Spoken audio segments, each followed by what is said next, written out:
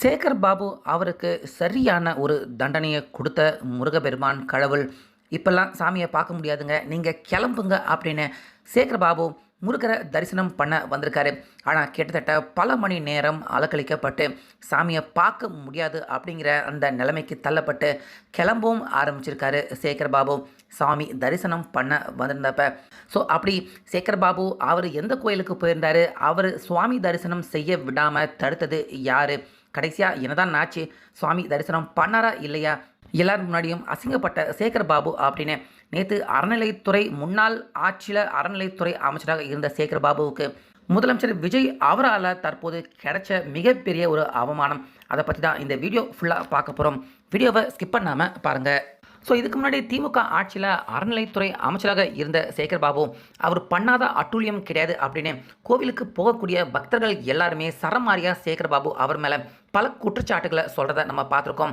முக்கியமாக திருப்பதிக்கு போனால் அங்கே மட்டும் கால் கடுக்க நிற்கிறான், இங்கே நிற்க மாட்டிங்களா அப்படின்னு வீடியோ தானே எடுக்கிற, தாராளமாக எடுத்துக்கோ, என்னை யாரும் எதுவும் பண்ண முடியாது அப்படின்னு நேரடியாகவே பக்தர்கள் அவங்க முன்னாடி சொன்ன ஒரு அராஜக அறநிலைத்துறை அமைச்சராக இருந்தவர் தான் சேகர் பாபு.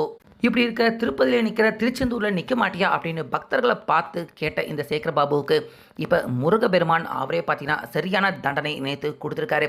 அதாவது திருத்தணிக்கு வந்திருக்காரு. நேற்று தெப்பக்குள திருவிழா அங்கே நடந்திருக்கு. அதை பார்க்கறதுக்காக நேற்று சாயந்தரம் திருத்தணிக்கு முருகப்பெருமானை தரிசிக்கிறதுக்கு வருஷம் வருஷம் வருவார் போல இருக்கு. இந்த வருஷமும் வந்திருக்காரு சேகர் பாபு. அவருடைய குடும்பத்தார்களோட சேர்த்து 2 கார்களில் வந்திருக்காரு சேகர் பாபு.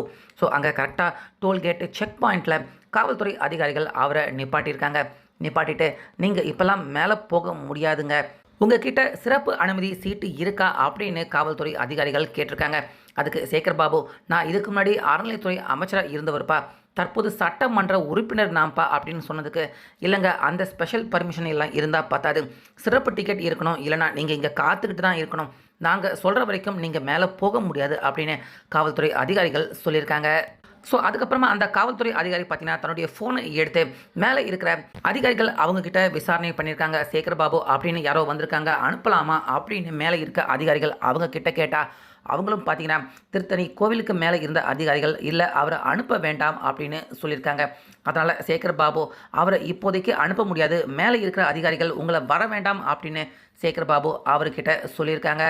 ஸோ இதை கேட்டதுமே சேகர் பாபு அவர் வாயை பொழந்துக்கிட்டு காரில் உட்காந்துருக்க அந்த காட்சியை பார்க்கணுமே, பார்க்குற எல்லாருக்குமே இதுக்கு முன்னாடி எப்படியெல்லாம் அட்டூழியம் பண்ணார் சேகர் பாபு. பக்தர்கள் அவங்களுக்கு எந்த ஒரு வசதியும் செய்து கொடுக்காம, தண்ணி வசதி கழிப்பறை வசதி இப்படி இல்லாமல் திருச்செந்தூர் இன்னும் திருத்தணி முருகப்பெருமான் பல கோயில்களில் இந்த மாதிரியெல்லாம் அட்டூழியத்தை நடத்தியிருக்காரு சேகர் பாபு. இப்போ இன்னைக்கு அவருக்கே இப்படிப்பட்ட ஒரு நிலைமையா, முருகப்பெருமான் தரிசனம் பார்க்க வந்த அவர் ஈஸியாக நேரம் நம்ம போய் விஐபி தரிசனம் பார்த்துடலாம் அப்படின்னு நினச்சிருக்காரு. ஆனால் அப்படி நடக்கலை.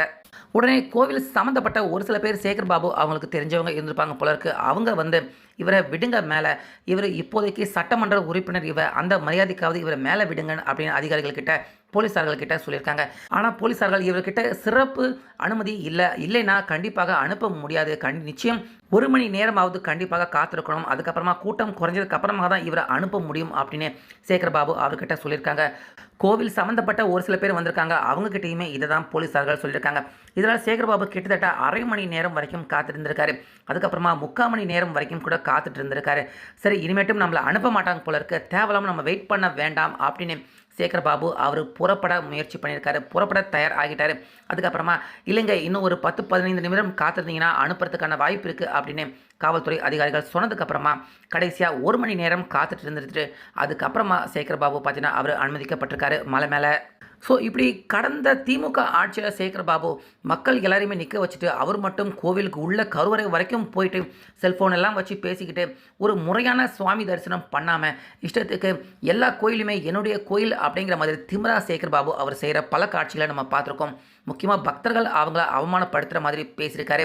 வீடியோ தானே எடுத்துக்கிற, தாராளமாக எடுத்துக்கோ, என்னை யாரும் எதுவும் பண்ண முடியாது அப்படிங்கிற அகங்கார பேச்சை சேகர் பாபு அவர் பேசியிருக்காரு பக்தர்கள் கிட்ட. முக்கியமாக திருப்பதியில் போய் நிற்கிற, திருச்செந்தூரில் நிற்க மாட்டியா அப்படின்னு பக்தர்கள் எல்லாரையுமே அவமானப்படுத்துகிற மாதிரி பேசினார்.